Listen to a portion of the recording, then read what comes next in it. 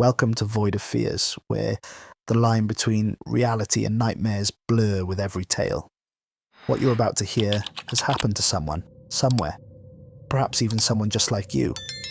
Our community continues to grow, and now we're reaching for 100,000 subscribers. If these glimpses into the unknown call to you, please consider subscribing. Now let's dive into tonight's story. The screaming started at exactly 3:17 a.m. Captain Alex Reed bolted upright in his quarters as Nina's voice tore through the ship's comm system, a sound of pure terror that made his blood freeze.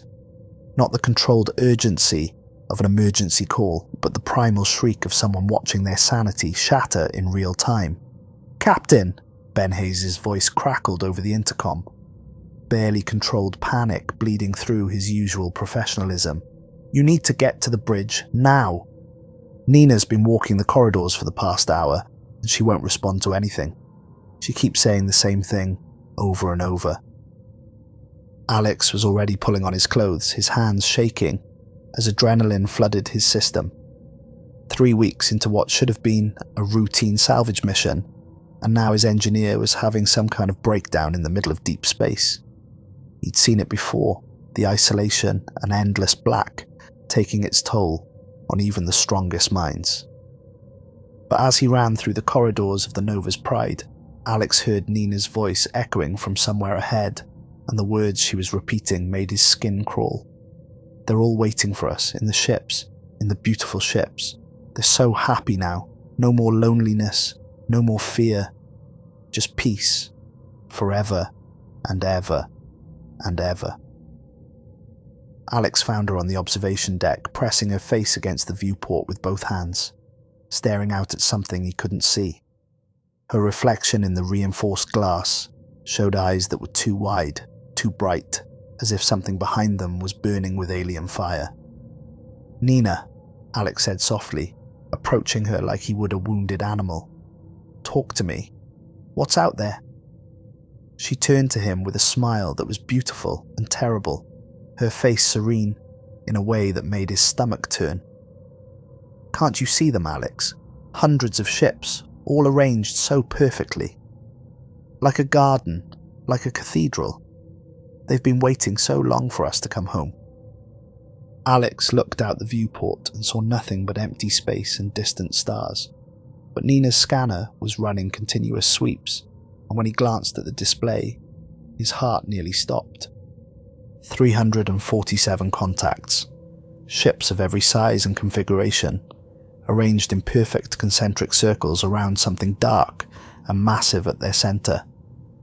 A graveyard of vessels spanning centuries of human spaceflight, all pointing toward the same mysterious focal point like worshippers, bowing to some cosmic altar. "How long have you been seeing this?" Alex asked, though he already suspected the answer would terrify him.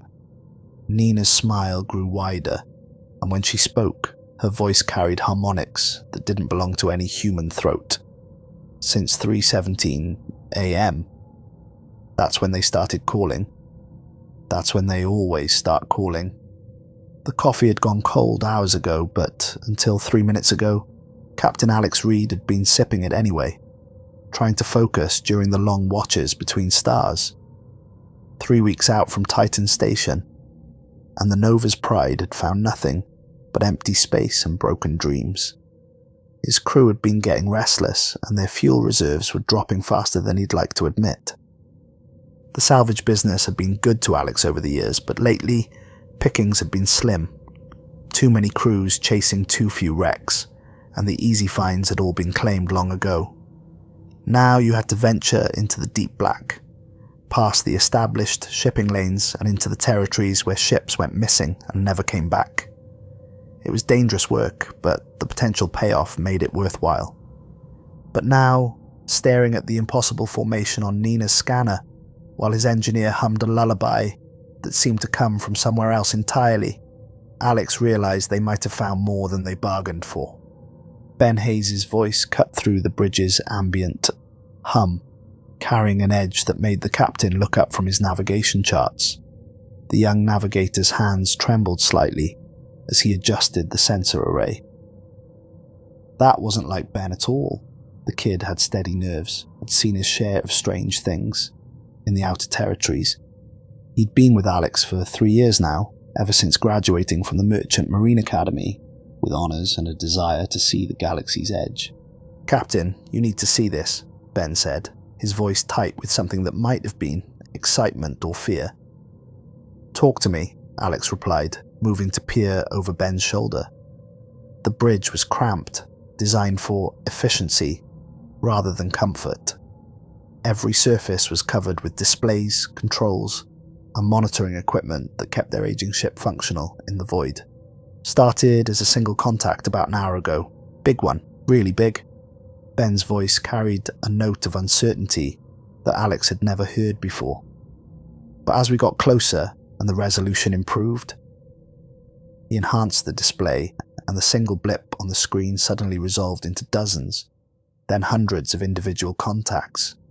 "Captain, there's an entire fleet out there." Nina Cross emerged from the engine compartment, wiping grease from her hands with a rag that had seen better days.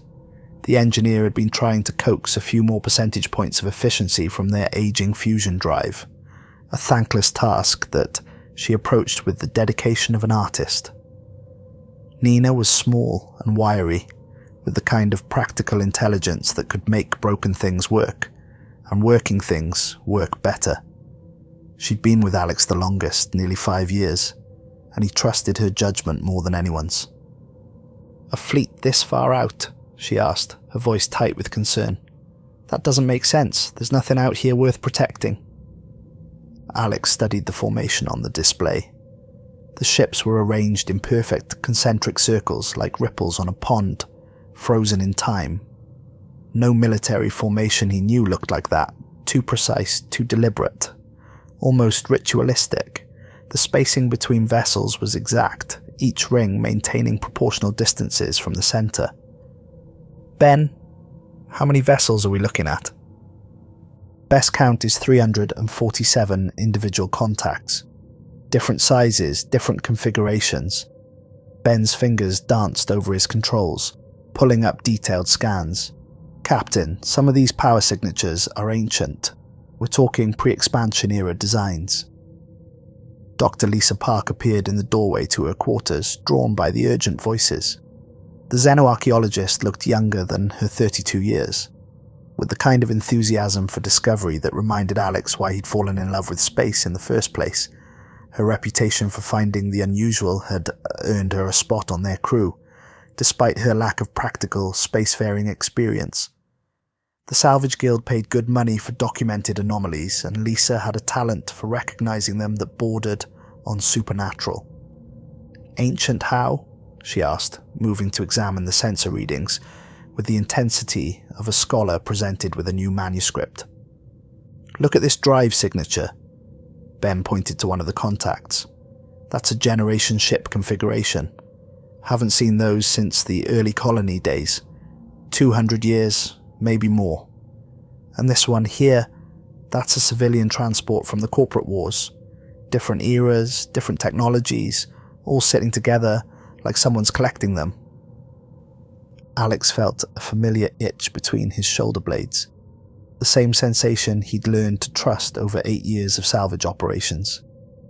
It had kept him alive through solar flares, pirates, and the kind of equipment failures that could turn a routine mission into a death sentence. Something wasn't right about this discovery. Generation ships didn't just appear in the middle of nowhere, certainly not in formation with vessels from different eras and different purposes. "Nina, what's our approach window look like?" 2 hours to intercept at current speed," she replied, already running calculations on her tablet with the quick efficiency that made her invaluable. "But Captain, if even half those ships are salvageable, we're looking at enough raw materials to buy our own orbital station. Hell, we could buy our own fleet." The prospect of that much wealth was tempting, but Alex had learned to be suspicious of windfalls. In his experience, when something seemed too good to be true, it usually was. But his crew had been living on protein paste and recycled water for months, taking whatever small jobs they could find to keep the Nova's Pride operational. They deserved better than subsistence living. Dr. Park, what's your read on this? Lisa was studying the formation with the kind of intensity she usually reserved for genuine archaeological finds. The arrangement is deliberate. Look at the spacing, the orientation of each vessel. They're all pointing toward the center like worshippers gathered around an altar. This isn't random drift or even a battle formation. Someone or something arranged these ships with purpose. Pirates, Ben suggested, though his voice lacked conviction. Pirates don't preserve ships like museum pieces, Nina pointed out. They strip them for parts and sell the hulls for scrap. This is something else entirely. Alex weighed their options. The smart play was to report the discovery and wait for guild backup. Standard protocol for unusual finds. But that would mean splitting the salvage rights with whoever they sent, and his crew had been scraping by for too long. They'd put in the work, taken the risks. They deserved the full reward. Take us in, he decided, but keep us at a safe distance. I want full sensor sweeps before we board anything. As the Nova's Pride approached the formation, the true scope of the discovery became apparent. The ships weren't just old. They were from across the entire span of human spaceflight. Early colony vessels, with their distinctive cylindrical hulls and massive fusion drives. Sleek corporate transports from the mineral rush years when asteroids mining had made fortunes overnight. Military cruisers from the border wars with their angular armor plating and weapon ports. Even what looked like a luxury liner from the golden age of interstellar tourism. It's like someone collected examples from every era of space travel, Dr. Park observed, her voice filled with the kind of wonder that made Alex remember why he'd first wanted to explore the stars. This is archaeological gold, a complete record of human spacefaring history all in one place. But Alex wasn't feeling wonder. The longer he stared at the formation, the more wrong it felt. The ships were too perfectly preserved, too carefully arranged. There was something deliberate about their positioning that spoke of intelligence and purpose. And there was something else, something that made his skin crawl, without any rational reason he could identify. Ben, are you picking up any communications? Distress signals? Automated beacons? Anything? Negative, Captain. Radio silence across all frequencies. Not even background chatter from automated systems. That's impossible, Nina said, frowning at her readings. Every ship built in the last century has emergency beacons with independent power supplies. Even if the main systems failed completely, we should be hearing something. Maintenance alerts, environmental warnings, something. But the formation remained silent. A vast collection of vessels hanging in space like monuments to human ambition. At the center of it all sat the largest vessel Alex had ever seen outside of a military shipyard. A passenger liner that dwarfed everything around it, its hull gleaming white despite what must have been years in the void. Golden Stream was painted in elegant script along its side, and Alex could make out viewing ports and promenade decks that spoke of wealth and luxury from a more optimistic age. That's our target, he said, pointing to the massive liner. If we're going to find answers, that's where they'll be. The docking procedure went too smoothly. As they approached the Golden Stream, its airlocks responded to standard protocols, as if the ship had been waiting for them. The automated systems came online with a soft chime, extending docking arms and equalizing pressure with an efficiency that spoke of perfectly maintained equipment. That's unusual, Nina muttered, watching the readouts on her tablet. Most derelicts require manual override for docking procedures. This ship is responding like it has a full crew. As they suited up for boarding, Alex noticed his hands shaking slightly. He'd been in enough dangerous situations to recognize fear, but this felt different, deeper, like standing at the edge of a cliff and feeling the inexplicable urge to jump. The sensation was almost pleasant, which somehow made it more disturbing. Standard boarding protocol, he announced, checking his equipment one final time. Stay together, stay alert, and if anything feels wrong, We abort immediately." The airlock cycled open with a soft hiss, and they stepped into a corridor that belonged in a museum. The walls were panelled in real wood, polished to a mirror shine that reflected their helmet lights in dancing patterns. Crystal light fixtures cast warm pools of illumination from hidden power sources, and the carpet beneath their feet was thick enough to muffle their footsteps completely. "Artificial gravity and life support are fully operational," Nina reported, checking her scanner with growing unease. "Atmosphere is perfect. Temperature is exactly 72 degrees Fahrenheit. Humidity at optimal levels for human comfort."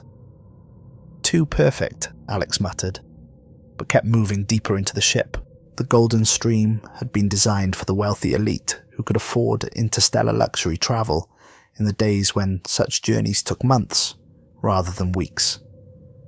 Every detail spoke of craftsmanship and expense, from the hand-carved mouldings to the original artwork that lined the corridors, but instead of the bustle of passengers and crew, they found only emptiness.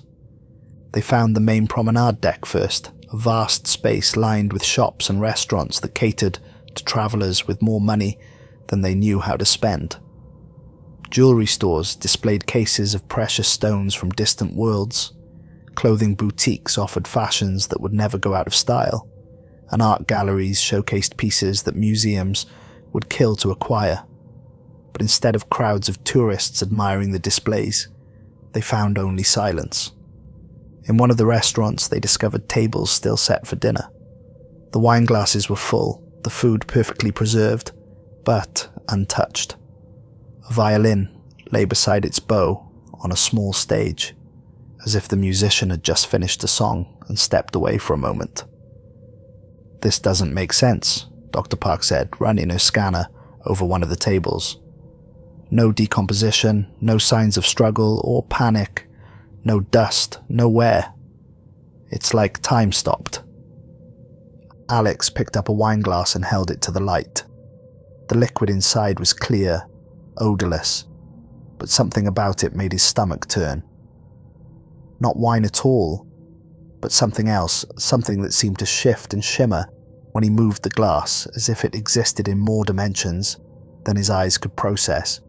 "Don't drink that," Nina warned, though Alex hadn't been planning to.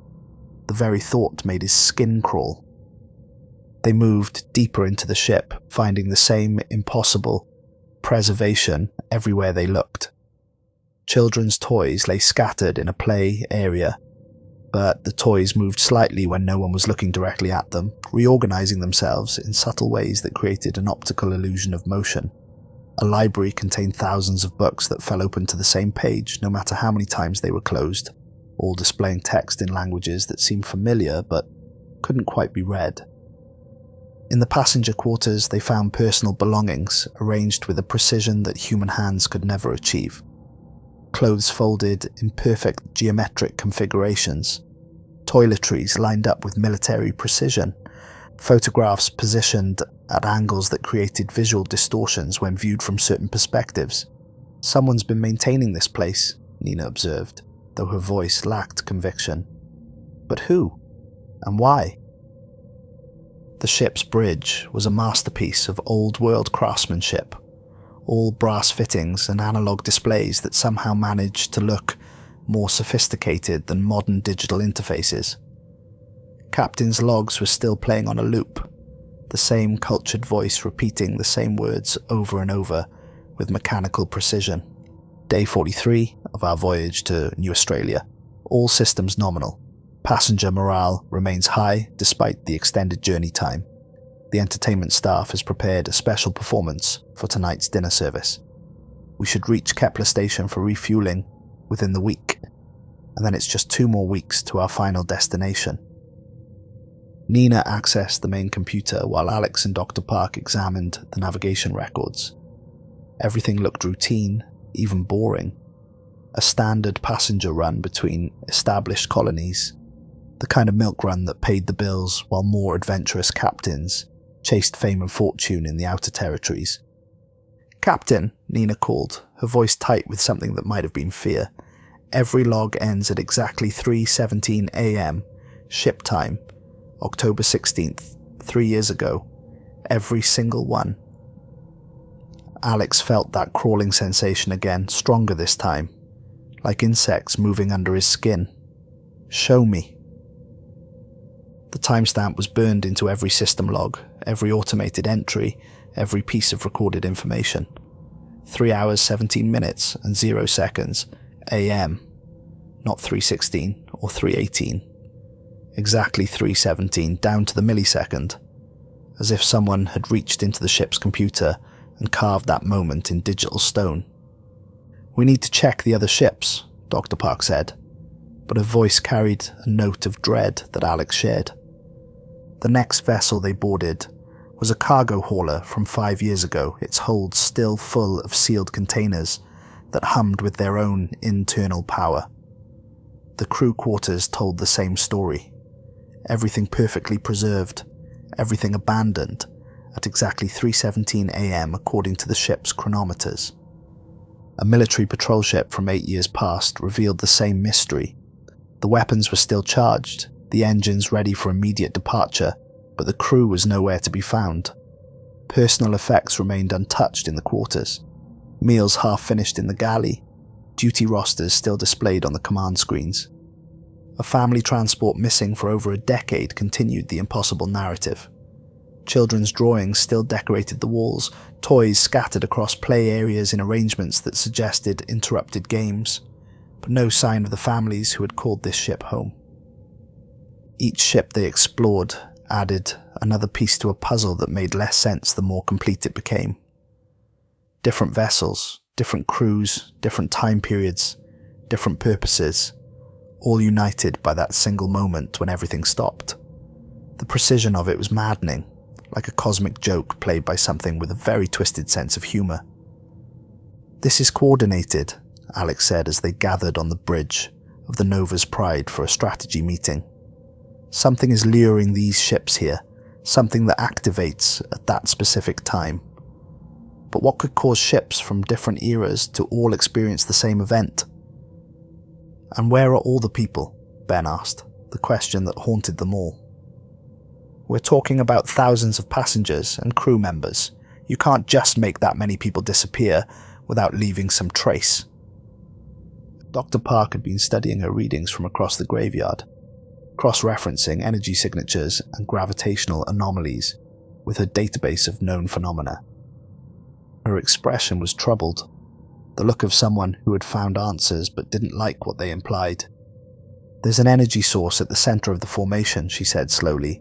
"Something I've never seen before. The readings are unusual." "Unusual how?" Alex pressed. "They don't follow known physics. It's like the energy is folded somehow, existing in dimensions our instruments can't properly measure. The power output is massive, but it's contained in a space that's too small to hold it. It's as if someone took a star and compressed it into the size of a ship." Alex pulled up the tactical display, noting how every ship in the graveyard pointed towards the dark mass at the formation's heart. From their current distance, it looked like another vessel, but the proportions were all wrong.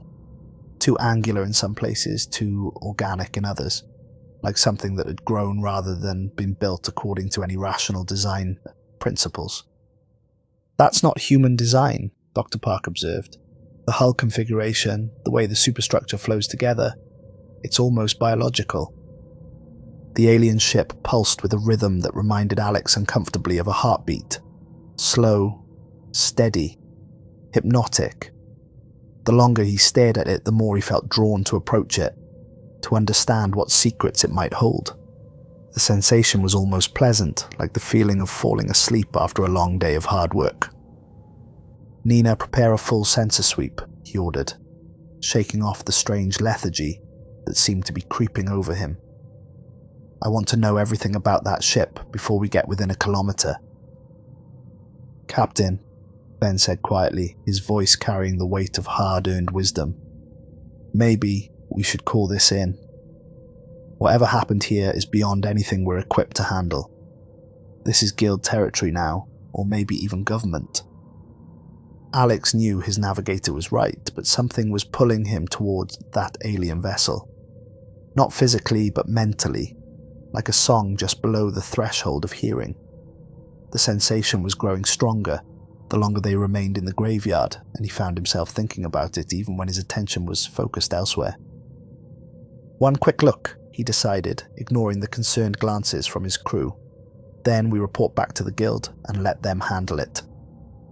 As they approached the alien vessel, its true size became apparent. It wasn't just larger than the other ships. It was larger than some space stations Alex had seen. The hull was covered in intricate designs that seemed to move when viewed peripherally, creating an optical effect that made his eyes water and his head ache with a pain that felt almost like pressure from inside his skull. The hull composition is completely unknown, Dr. Park reported, studying her scanner with a mixture of fascination and growing unease. It's not metal, not ceramic, not any polymer in our databases. The molecular structure seems to be constantly shifting, as if the material exists in a state of controlled flux. The docking procedure was disturbing in its simplicity. As they approached what appeared to be an airlock, the alien ship's hull simply opened to receive them. No mechanical systems, no visible hatches or seals. The material just flowed like liquid metal until it formed a perfect seal around their airlock, adapting itself to their ship's specifications with an intelligence that made Alex's skin crawl. "I don't like this," Nina muttered, as they prepared to board. "Ships don't just change shape like that. Matter doesn't work that way." But Alex was already moving toward the airlock, driven by a compulsion he couldn't name. The alien ship was calling to him, promising revelations that would change everything he thought he knew about the universe. The voice was gentle, almost parental, assuring him that everything would be explained once he stepped aboard. "Standard boarding protocol," he announced, though his voice sounded strange to his own ears. "Stay together, stay alert, and if anything feels wrong, we abort immediately." The airlock cycled open, and they stepped into a nightmare that masqueraded as a dream. The interior was a labyrinth of curved passages and organic chambers that defied conventional architecture. The walls weren't built so much as grown, flowing together in ways that suggested intelligence, but not human intelligence. Bioluminescent veins ran through the surfaces, pulsing with that same hypnotic rhythm they'd observed from outside. The air was thick and humid, carrying scents that belonged to no world Alex had ever visited. "The gravity is all wrong," Nina observed, though they all felt it. Sometimes they seemed to walk on walls, sometimes on ceilings, but their orientation always felt natural despite the impossibility. The ship was manipulating their perceptions, making the impossible seem reasonable. They followed what appeared to be the main passage deeper into the ship, past chambers filled with machinery that operated according to principles they couldn't understand. Some rooms contained pools of liquid light that sang in harmonies that made their bones ache and their skulls feel pressure from within. Others held forests of crystalline structures that chimed softly in the ship's artificial wind, creating melodies that seemed almost familiar but just out of reach. "The acoustics are impossible," Dr. Park observed, a voice echoing in ways that violated everything she knew about physics. "Sound doesn't behave like this. It's as if the ship is actively modifying the audio environment." The deeper they went, the more unsettling the environment became. Corridors branched and merged in ways that hurt to follow, creating a maze that seemed to reconfigure itself when they weren't looking directly at it. Doorways led to rooms that were larger inside than the space they occupied should have allowed, and some chambers seemed to extend infinitely in directions that shouldn't exist. "Captain," Dr. Park called from ahead, her voice carrying a note of awe and terror that made Alex's blood run cold. "You need to see this." They emerged into a vast chamber that stretched beyond the range of their lights, its ceiling lost in darkness that seemed to actively absorb illumination. The walls were lined with thousands of alcoves, each one containing what looked like a cocoon made of the same flowing material as the ship's hull, and within each cocoon, barely visible through the membrane, was the shape of a human being. "Dear God," Alex whispered, approaching one of the cocoons with growing horror. "They're all here, everyone who disappeared." But as he got closer, he realized the truth was more horrifying than simple imprisonment. The figure inside the cocoon wasn't really there, not physically. It was more like an impression, a shadow of consciousness preserved in some medium his mind couldn't process. The body was gone, dissolved, but something essential remained trapped within the alien matrix.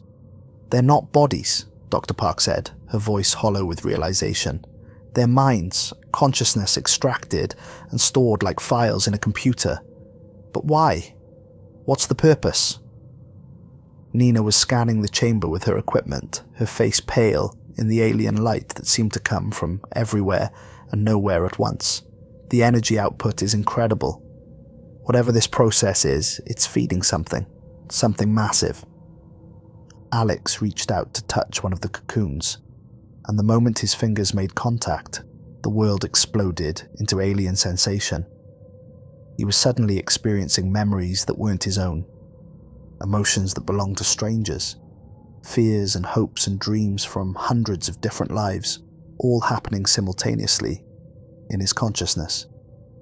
He saw the truth through their eyes, the whispers that began in the darkest hours of night, growing stronger as some cosmic clock approached 3:17 a.m.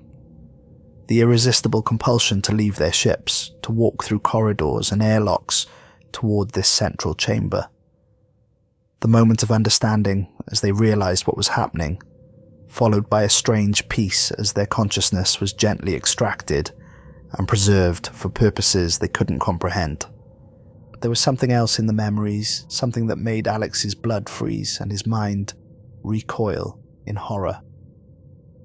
These people weren't just being stored. They were being consumed, their experiences and emotions slowly drained away to feed something vast and hungry that existed in the spaces between reality. Their consciousness was being digested like food, processed into pure energy that sustained something ancient and alien and utterly without mercy. Alex jerked his hand back, gasping for air that suddenly felt too thick to breathe. It's feeding on them. This thing, whatever it is, it's been harvesting human consciousness for centuries, not just preserving it, but eating it, consuming our experiences, our emotions, our very essence. "We need to leave," Nina said, backing toward the entrance with growing panic. "Right now. This place is a trap." But as they turned to go, Alex noticed something wrong with his companions. Nina's movements had become too fluid, too graceful, as if she was dancing to music only she could hear.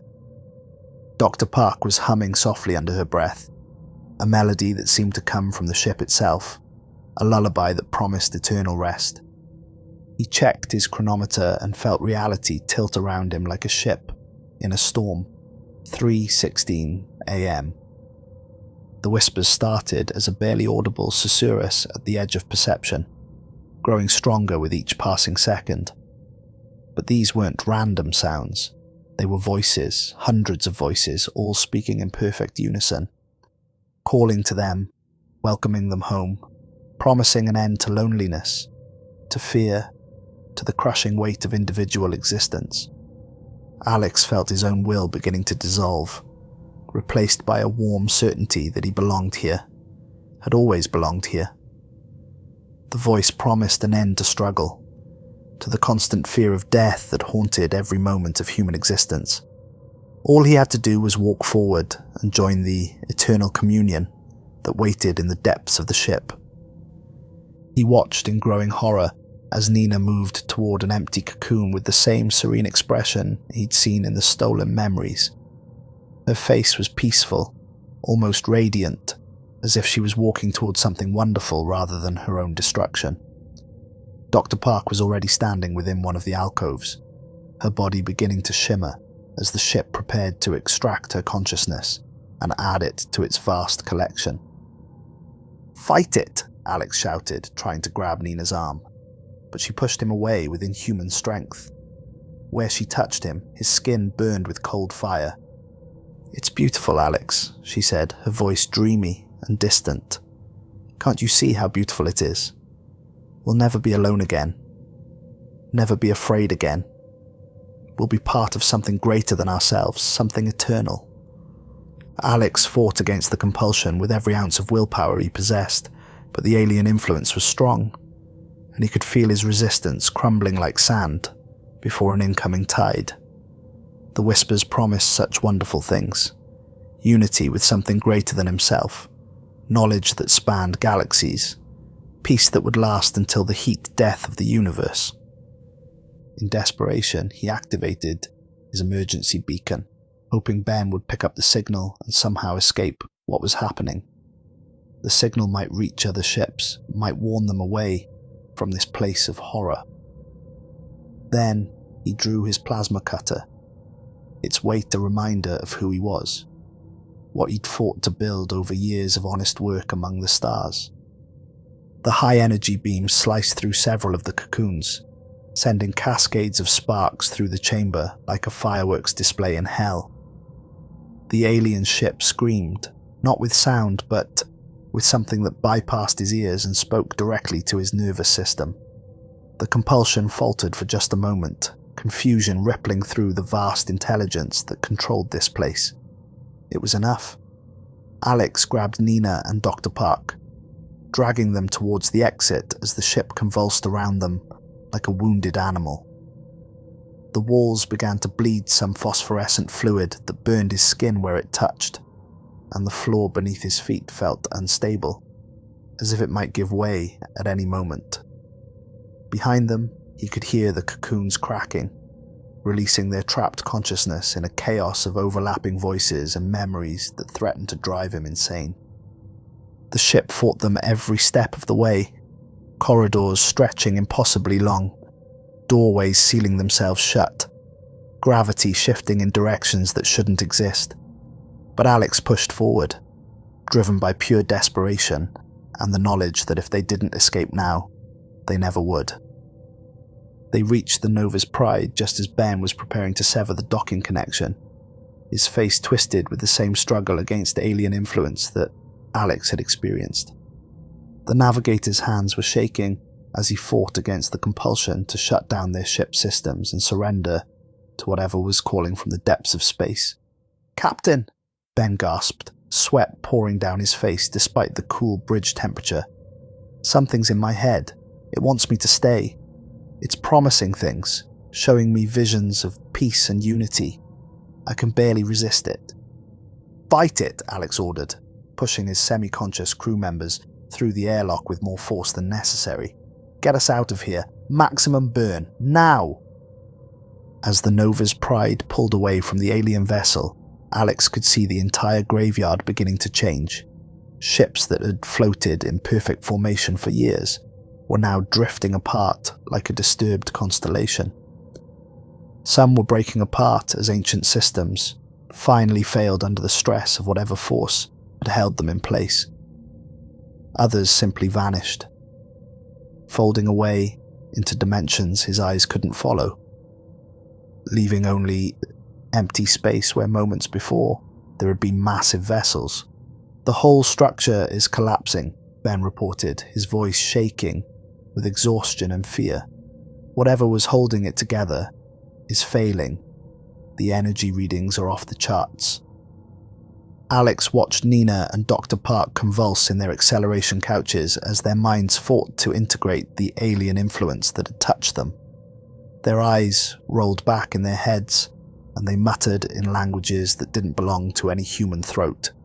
He knew they were lost, their consciousness contaminated by contact with something so alien that their minds couldn't process it without breaking apart. Alex made the hardest decision of his life. Instead of trying to escape to a safe distance, he ordered Ben to set their course directly for the alien ship's heart. The Nova's Pride might be old and worn, but her fusion drive could still generate enough energy to crack a small moon if properly overloaded. "Captain, that's suicide," Ben protested, his hands hesitating over the navigation controls. "Maybe," Alex replied, watching Nina arch her back as something that wasn't quite her screamed through her vocal cords. "But if we don't stop this thing, it'll just rebuild somewhere else. How many more ships will it take? How many more people will it consume before someone finds a way to destroy it permanently? Ben stared at him for a long moment, then nodded grimly and locked in their final course. "For what it's worth, Captain, it's been an honor serving with you." "The honor was mine," Alex replied, meaning every word. The final approach took 3 minutes that felt like hours. The alien ship seemed to sense their intention, reaching out with tendrils of force that tried to turn them aside, to preserve itself for future harvests. But Ben held their course with the skill of a pilot who had learned to navigate by the stars themselves, and the Nova's pride drove forward like a spear thrown by an angry god. The explosion that consumed both ships was visible across 3 star systems. A brief new star that burned for exactly 17 seconds before fading back to darkness.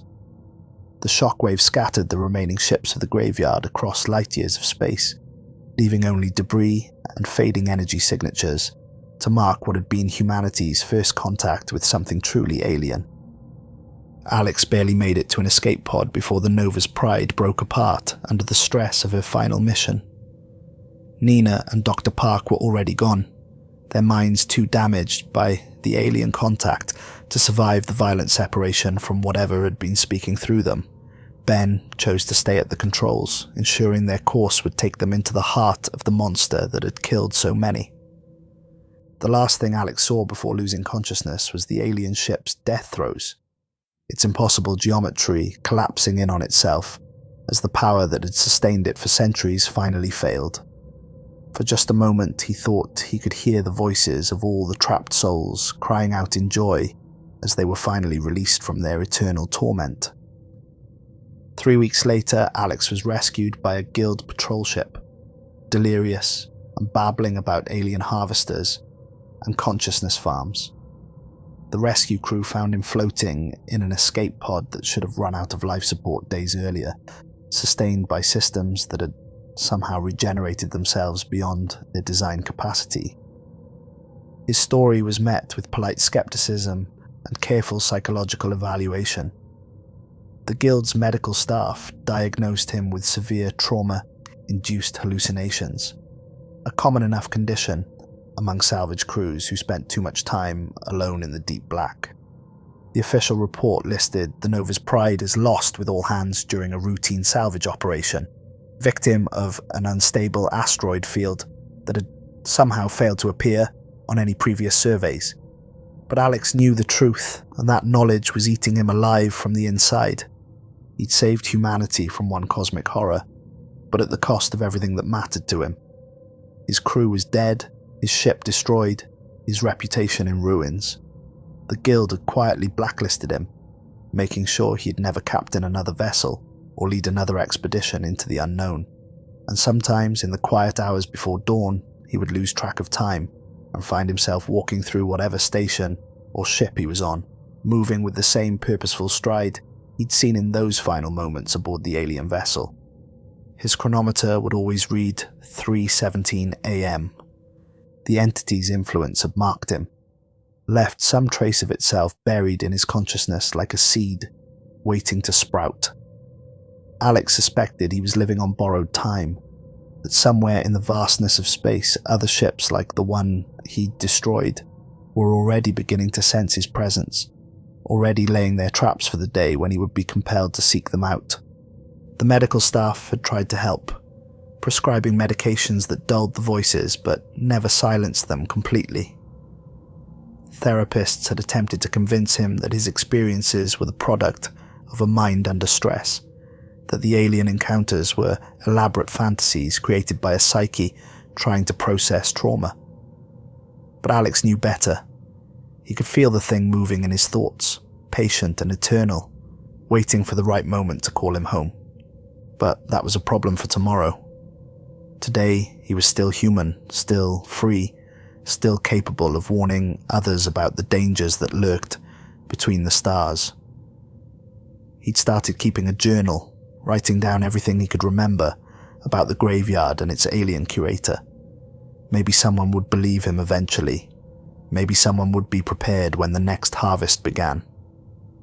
The journal filled page after page with descriptions of impossible geometry, alien technologies that operated beyond human understanding, and the terrible patience of something that had been collecting consciousness for longer than human civilization had existed. Alex wrote with the desperate intensity of a prophet trying to warn a world that refused to listen. Alex Reed had saved humanity from one cosmic horror, but he would spend the rest of his life waiting for the next one to find him. And deep in his dreams, he could still hear the whispers, promising him peace, unity, and an end to the terrible burden of being alone in an uncaring universe. Some salvage operations cost more than money or ships. Sometimes they cost everything that made you human, leaving only the shell behind, to serve as a warning that some discoveries should remain buried in the dark between the stars. But the worst part wasn't the knowledge of what was out there, waiting in the void. The worst part was the growing certainty that part of him wanted to go back, wanted to surrender to the alien embrace and finally find the peace that had been promised in those final moments before the explosion. Alex Reed had become living proof that some things were worse than death, and that the universe held horrors that made simple extinction seem like mercy. He would carry that knowledge until the day the voices finally called him home, and he would walk willingly toward whatever waited in the darkness between the stars.